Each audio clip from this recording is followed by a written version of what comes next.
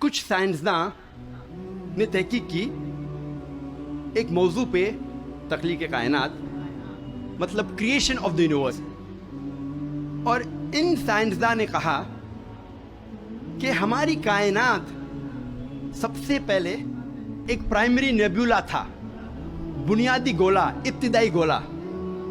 اس کے بعد there was a secondary separation, دوسری جدائی، دوسری علیحدگی، اور ایک بڑا دھماکہ ہوتا ہے بگ بینگ.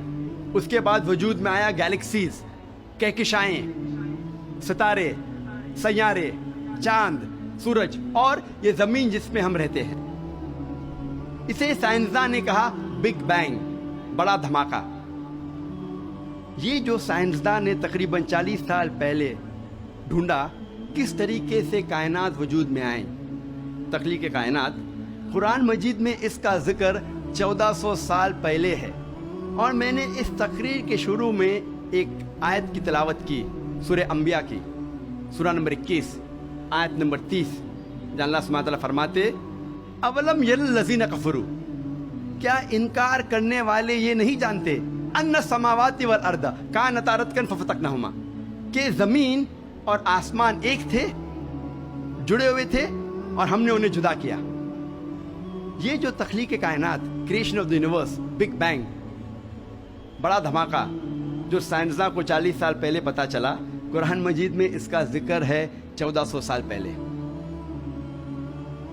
قرآن مجید میں اللہ سبحانہ تعالیٰ فرماتے ہیں سورہ فصلت میں، سورہ نمبر 41، آیت نمبر 11 اور 12 میں، کہ اللہ سبحانہ و تعالیٰ نے آسمان کی طرف دیکھ کے کہا جب وہ دھواں تھا کہ آسمان اور زمین ایک ساتھ آ جاؤ، ولنگلی اور انولنگلی، اپنے مرضی سے یا اپنے مرضی کے بنا.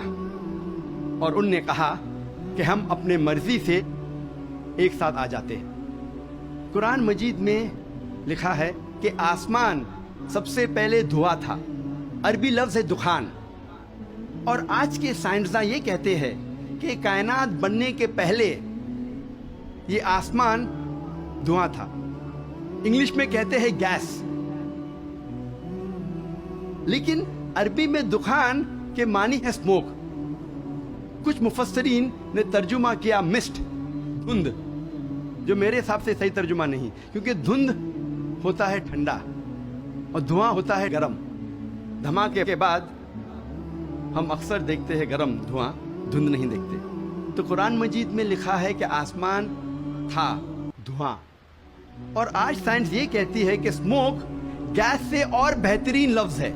جو قرآن مجید میں دخان لکھا ہے وہ گیس سے اور بہترین ہے، اور scientifically smoke is a better word than gas. آپ سوچ سکتے قرآن مجید میں اس کا ذکر ہے 1400 سال پہلے.